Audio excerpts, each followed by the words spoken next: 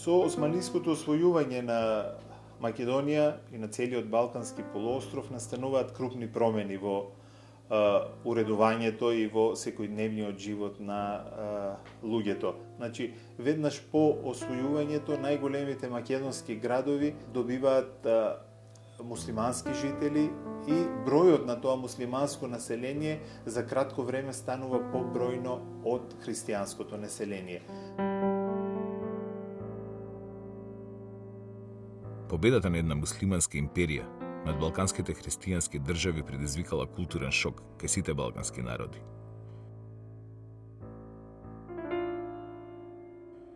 Целиот систем на христијанските духовни вредности доживел исклучително силен потрес. Во речиси сите сфери од животот настанале такви промени, што по својот интензитет може да се споредат со промените настанати на овие простори со доселувањето на словените. Отца и Сина.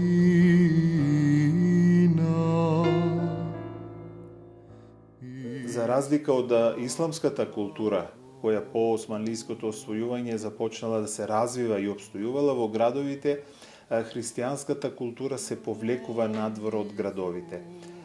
Односно, таа продолжува да живее во големите манастирски комплекси кои биле и од порано биле изградени и се наоѓале околу градовите.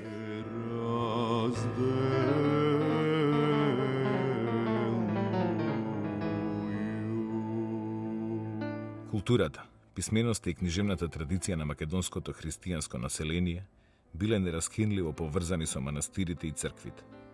Во нивниот состав функционираат книжевните школи и манастирските препишувачки центри, што продолжиле да ја негуваат христијанската духовна култура и словенската писменост преку ракописни книги, молитвеници и житија на христијанските светци.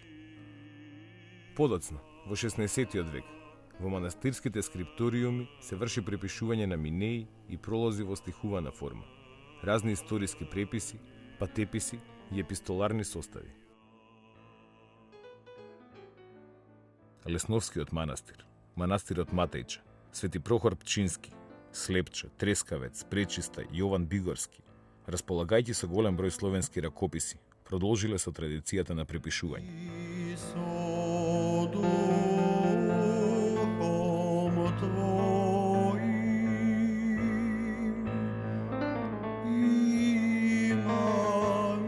Во нив, духовните лица покрај преведувањето на богослужбените, философско-поучните и црковно-практичните книги развили и оригинална книжевна дејност.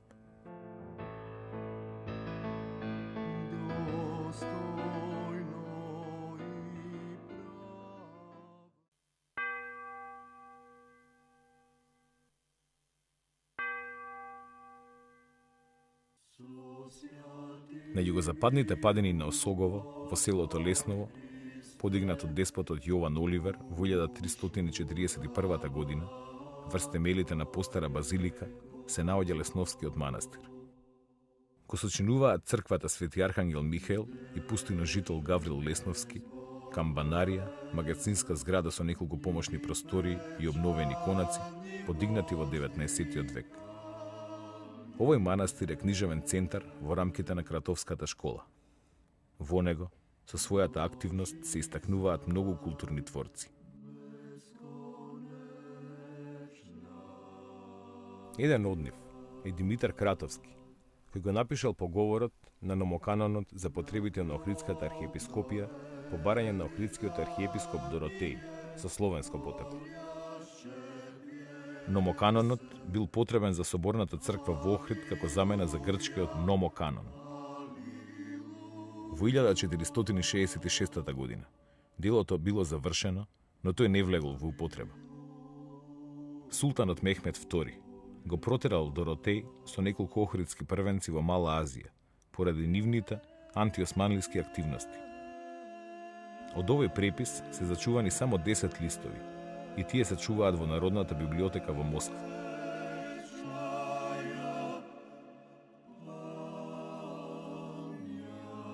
Друг представник на Кратовската школа е Јоан Кратовски. Својот прв труд го составил во 1526 година. Молитвеник посветен на неговите родители. Во 1559 година тој го завршил преписот на Зографското Евангелие, а составил уште 4 Евангелија и еден литургијар, кој се наоѓа во Рилскиот манастир. Под притисок на османлиските власти, морал да го напушти родниот крај и околу 1580 година заминал во Крајова, Романија. Јоан се истакнал и како одличен илуминатор.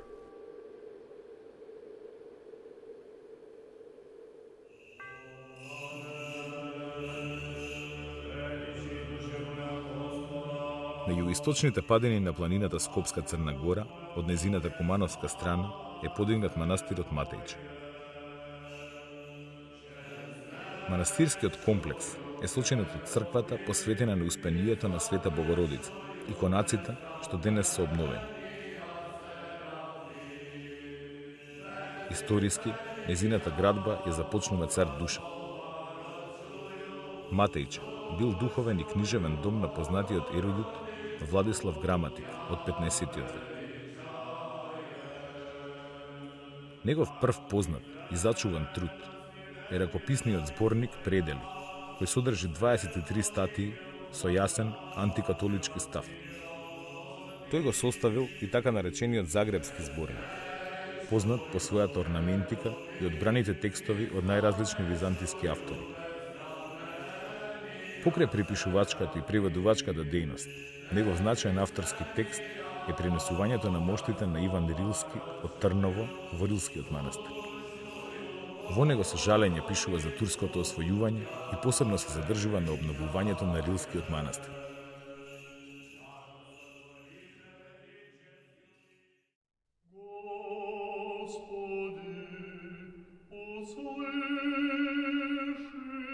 Дебар, опкружен со планините Дешат, Стогово и Јабланица, лежи во југоисточниот дел на Дебарското.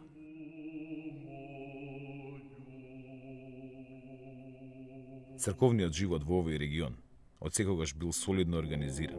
Келините училишта и препишувачките центри во неговата околина создаваат духовна клима за продолжување и развој на христијанско-словенската писменост и култура.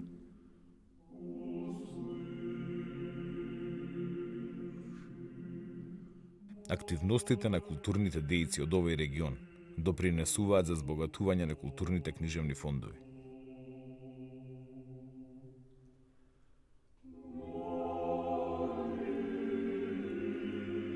Во 16 век, од Дебарската школа, со својата книжевна активност се издвојува Висарион Дебарски.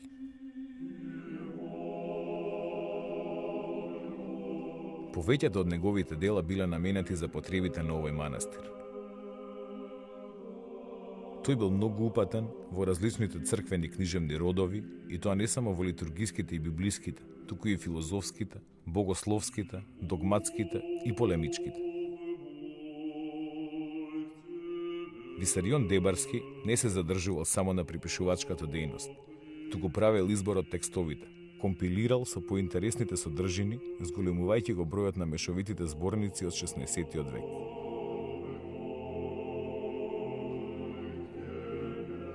Книжевната дејност на Висарион ја продолжуваат и неговите ученици во Слепченскиот манастир. Пахомеј оставил повеќе од 10 битни ракописи.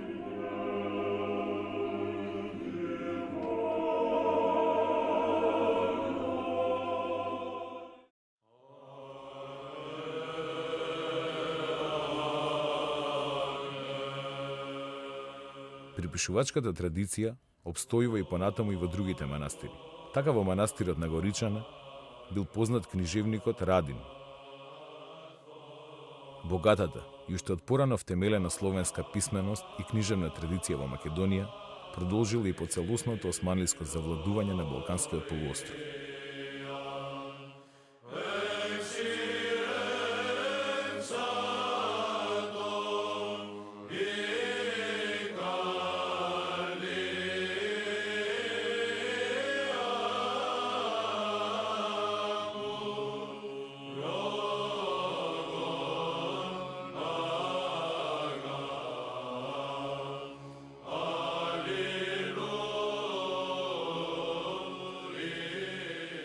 Кон крајот на 16-тиот и посебно во 17-тиот и 18-тиот век се преведуваат зборници со различни содржини, наречени дамаскини, по византискиот книжевник Дамаскин Студит, родом од Солун.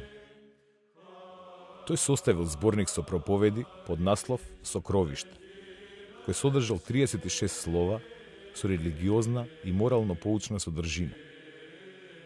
Оваа многу популарна книга, составена на новогрчки јазик, била препечатувана се до 1910 година. Особено е значаен преводот на проповедите на Дамаскин Студит од грчки, направен од пелагонискиот митрополит Григор. Покрај одделни народни зборови, во него се среќаваат конструкции карактеристични за народниот македонски јазик. Во македонските дамаскини, првите преводи и преписи се држале цврсто до црковно-славенскиот јазик, со мали влијанија на народниот говор. Додека подоцна, народното влијание станува се поприсутно. Кај најновите дамаскини се среќава чист дијалектен народен говор, што ги прави достапни и популарни за поширокиот круг на словенски читатели. Во еден период почнале да се забележуваат некои ортографски особености што отстапуваат од црковно-славенската традиција. Пишувањето на буквите Ќ, Ѓ и Дж. Ваквиот правопис бил неопходен за целосното воведување на народните говори во писменоста, голем чекор за оформување на современите национални словенски јазици во текот на 19-тиот век. Во делот од македонската христијанска култура се вбројува народната епика, која се градела на нашите простори со векови и со истиот интензитет продолжила да се развива и под османлиското владење.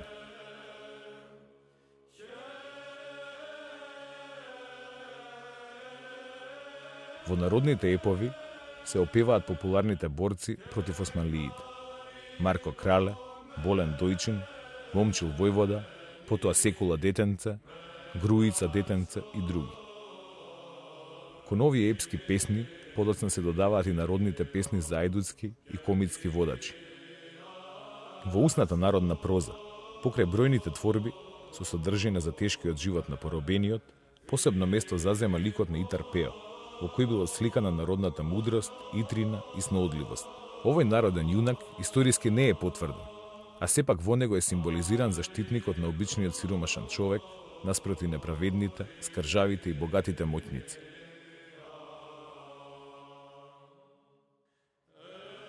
Со напливот на теолошките содржини, интересот за новите светови, за новите аспекти и филозофски погледи не бил одминат.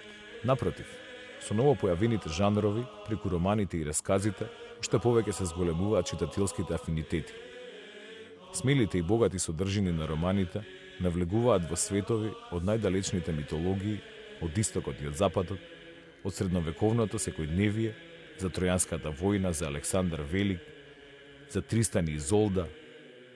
Македонското народно творештво изобилувало со најразлични приказни: фантастични, апокривни, хумористични. Македонското устно народно творештво било мощно богато, разновидно и блиско на творештвото на другите балкански народи. Првите 3 познати запишани македонски песни, регистрирани со грчки алфабет во околината на Костур, биле проткаени со лирска тематика. Со укинувањето на Охридската архиепископија во 1767 година, не поминува долго време кога македонската книжевност и писменост претрпува удар. Грчките владици се повеќе го заменуваат црковно-славенскиот јазик во литургијата со грчкиот. Келините училишта се затвараат, а учителите се протеруваат. Се палат стари словенски книги. Така, со наредба на владикат Игнатий, треба да се уништат ракописите во Марковиот манастир. Словенската култура и јазик постепено се повлекуваат под силниот фанариотски притисок.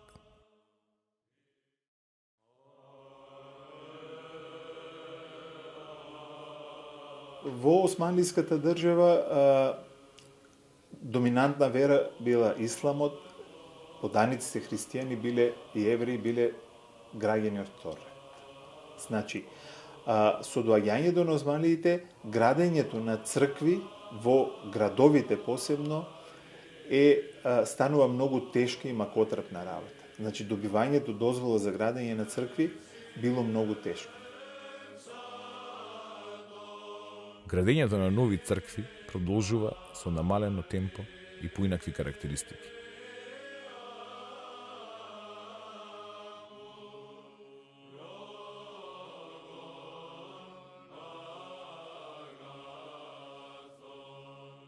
Црквите во тоа време во Македонија, скромни по размер, се едноставни, еднокорабни згради со правоаголни основи, зидани од необработен или полуобработен камен, а поретко од тула, како на пример Свети Ѓорѓи во село Бањани, Скопско. Во селата кога се градни црквите, тоа се со многу скромни размери и не е тоа само заради законите кои биле такви. Сушност толкова била и моќта економска тогаш на христијаните да си дозволат да градат некои покрупни и поголеми објекти. Во селата или во склопот на постоечките манастири од 15 до 17 век се изградени повеќе цркви. Свето Вознесение во село Лесковец, Успение Богородично во село Велестово Охридско, Света Богородица Пречиста во село Варош Прилепско, Свети Никола во село Трново Кривопаланечко, Свети Петар и Павле во село Зрзе Прилепско, Свети Архангел во село Непроштено Тетовско, Свети Никола во село Ореовец Кичевско и Свети Јован Богослов во село Слепче. Тие цркви никогаш не смееле да ја надминуваат висината, например, на една џамија. Поради тоа, цркви кои се останати од тој период, ако се погледне, ќе се види дека нивните врати се вкопани во земја. Значи, вратата не смеела да биде повисоко од 1,20 м. Најтипичен пример за тоа е црквата Свети Спас во Скопје, каде што за да влезете вие во црквата треба се спуштите 2-3 скали надолу. Декорацијата во црквите е едноставна. Плитко релјефни украси со мотиви на преплети, геометриски шари, стилизирани растителни мотиви и представи на животни. На древните иконостаси биле живописани икони што зографите ги имитирале од постариот предосманлиски период.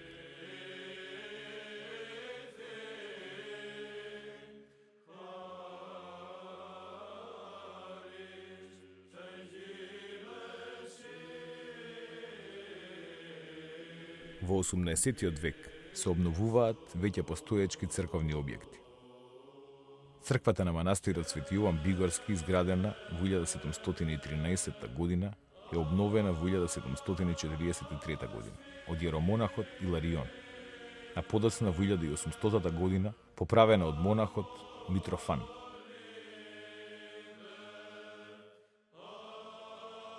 Фасадата на оваа црква, со голема купола на тромпи над квадратен простор, е направена од белкан камен.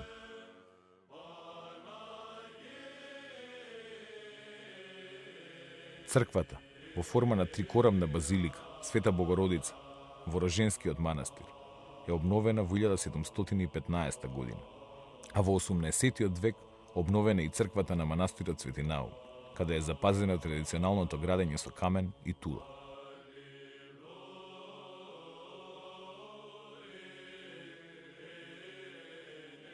Со почетокот на реформите во Османлиската империја во 19 век, започнува помасовна изградба на цркви изградени од цврст материјал и со поголеми димензии. Например, Света Богородица во Скопје и Свети Димитрија во Битола. Османлиските документи од овој период се приполни со одобренија за изградба на нови цркви и манастири или пак за реновирање на веќе постоечките христијански храмови.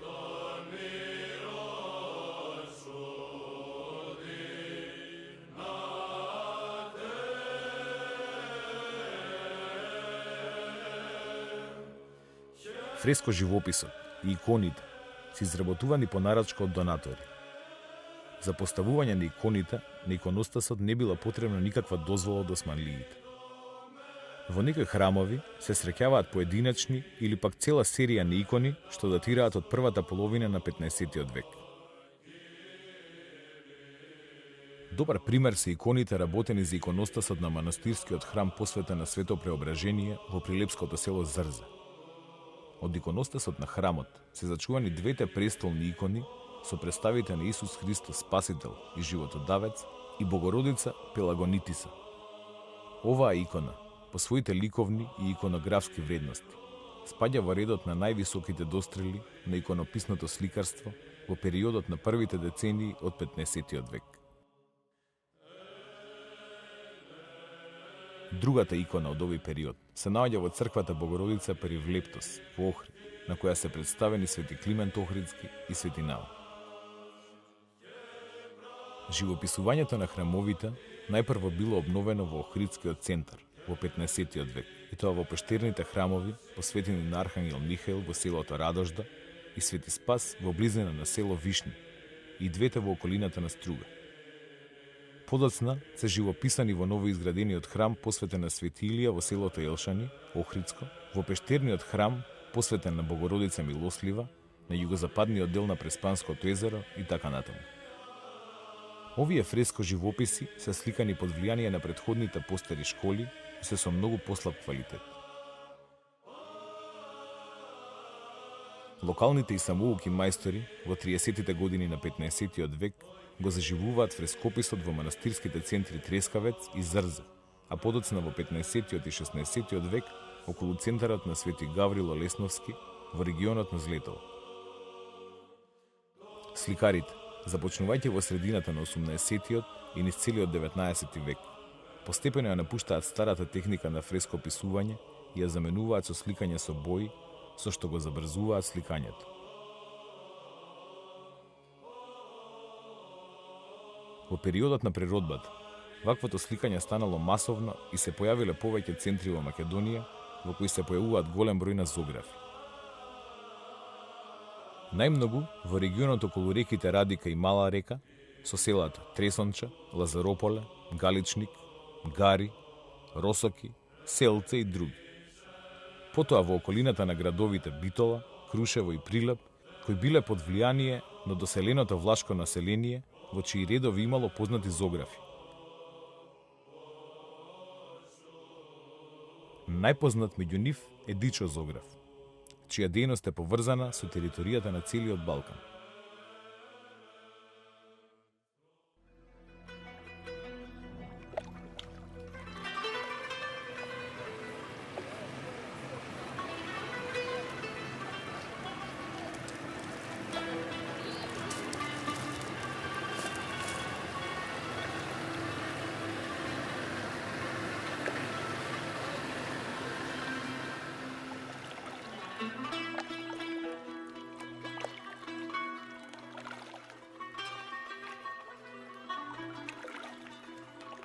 Промените, настанети со османлиското освојување, во помал степен се одразиле во начинот на секојдневниот живот на христијаните.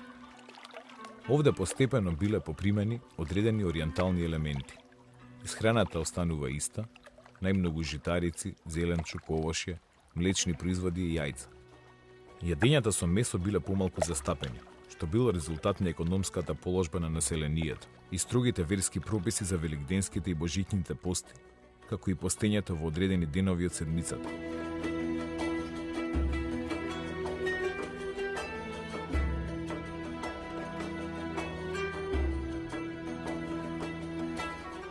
Ориенталното влијание најмногу се чувствува во начинот на облекувањето. Во дотогашната доминантна бела ткаенина на македонската носија навлегуваат црната и кафената клашна.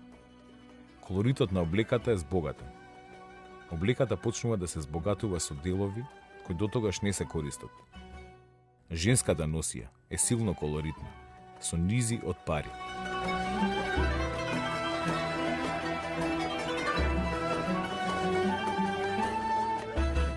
Со самото доаѓање на муслимани, жители на македонските градови, започнува да се менува и физиономијата на средновековните христијански градови, кои имале многу поинаков изглед и кои во најголем број случаеви биле ограничени само на тврдините. Живеалиштата, кои дотогаш биле составени од една просторија, постепено се трансформираат и се зголемуваат, а особено градската куќа, која добива уште еден кат во висина и чардак. Луѓето се групирале и живееле собрани во така наречени семејни заедници, составени од поблиски роднини, кои имале силно чувство за заедништво и поврзаност. Бројот на тие семејни заедници во просек изнесувал околу 20 до 25 лица, иако постоеле и заедници и со по 60 припадници. На чело на тие заедници стоел домаќинот или стопанот, и тој уживал најголем авторитет во заедницата. Со зголемувањето на бројот на членовите во тие заедници, тие се делеле и одвојувале, формирајќи нови заедници, кои пак споени создавале соеви или родови. Сите припадници на соевите имале свој патрон, тоест христијански светец, Свети Јован, Свети Ѓорѓе, Свети Петар, Свети Илија, Свети Димитрije, Свети Никола и други, кој бил избран за заштитник на сојот и чиј ден припадниците на одреден сој традиционално го празнувале секоја година. Честопати, тие традиционални христијански слави биле проткаени со пагански елементи, како што било принесувањето жртви.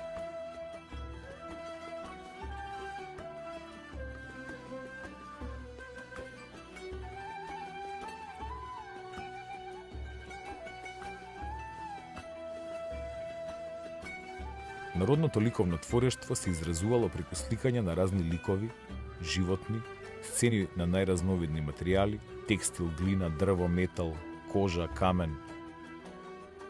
На повисоко ниво биле копаничарите, кои изработувале иконостаси, врати и други предмети наменети за црквите, но и за побогатите граѓани. Веќе споменатите зографи изработувале прекрасни икони и фрески.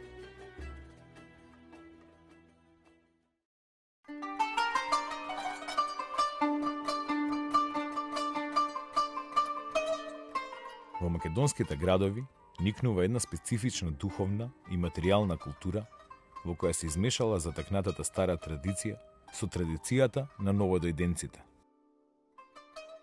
Припадниците на разни верски групи, христијаните, муслиманите и евреите, живееле во различни делови од градот и имале свој духовни водачи. Свештениците, имамите и рабините го представувале своето духовно стадо пред официјалните власти. Посериозното зближување на припадниците на овие групи, освен службено, повлекувало осуда, па дури и исклучување од заедницата. И покрај преовладувањето на турскиот јазик, во градските чаршии се слушал говорот на сите оние што живееле или подолго престојувале во градот. Македонските градови, всушност и останатите балкански, османлиски градови, по освојувањето добиваат една многу интересна синкретичка цивилизација, би рекол јас.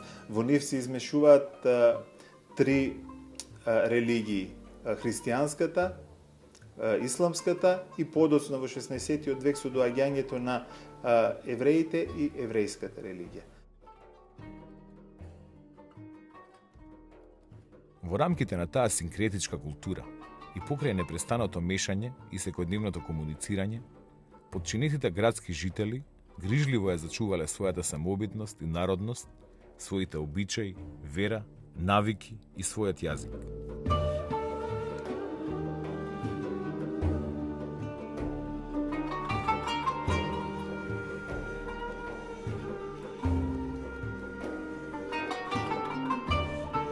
Динамичната сила на исламот непрестано ќе ја развива својата култура и уметност врз културните традиции на поробениот народ. Турците, со учество на локалните мајстори, создаваат нови квалитети во својата уметност. Центарот биле градовите. Средновековниот христијански град со ѕидини постепено исчезнал и него го замениле населби со ориентален изглед од отворен тип.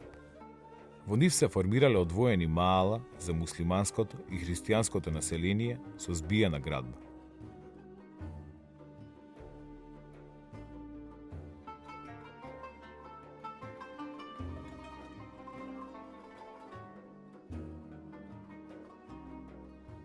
Како работна и трговска зона се развила и чаршијата, со групирани дуќани и разновидни занаети.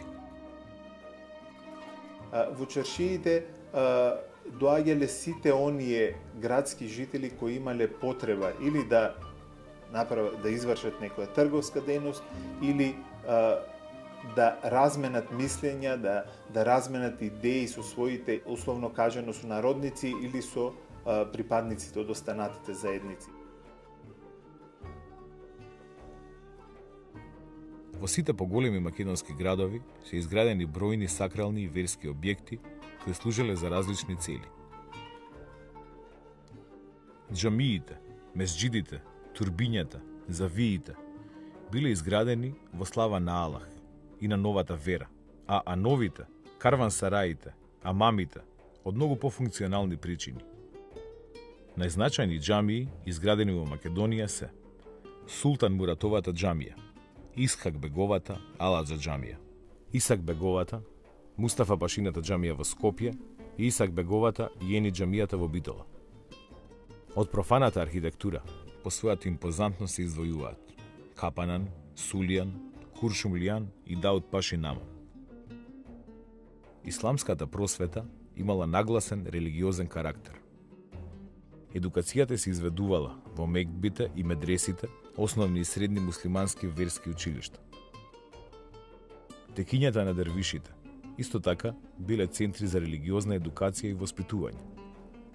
Уште од најраниот период, во состав на џамиите, медресите и текиите биле создадени и ориентални библиотеки.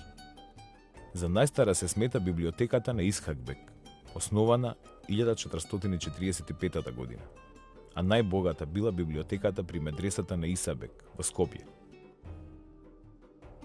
Благодарение на развиената едукација, во градовите се јавиле и првите исламски книжевни дејци и литерати кои пишувале поезија и проза. Само во Скопје се издигнале неколку познати литерарни дејци, како што биле Атаи Ускуби, Исак Челеби, Вејси Ефенди и други.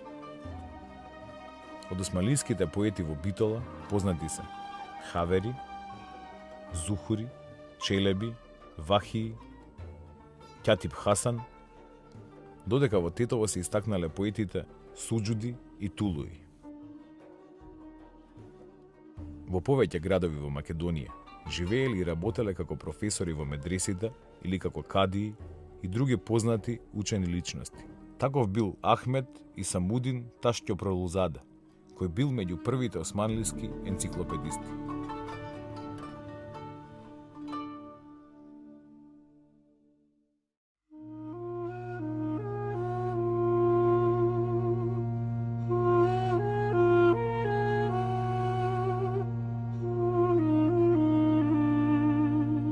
Евреите кои се населиле во Македонија исто така развиле своја култура во рамките на османлиското општество.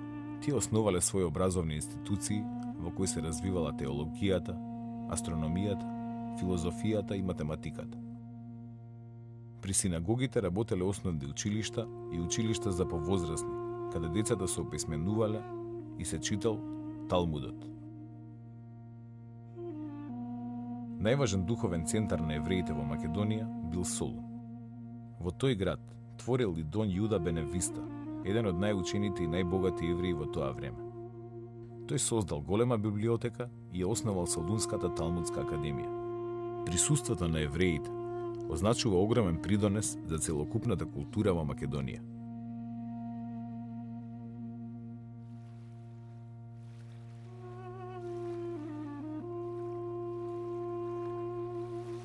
Начинот на кој се допираат културите на православното христијанство и исламот на територијата на Македонија е синкретичен. Потресување и разградување на традицијата, но и еден природен диалог, што во себе ја впива моќта на овие култури. Тоа не е само остаток од минатото, како историски документ, туку трајно, се присутно и современо дело.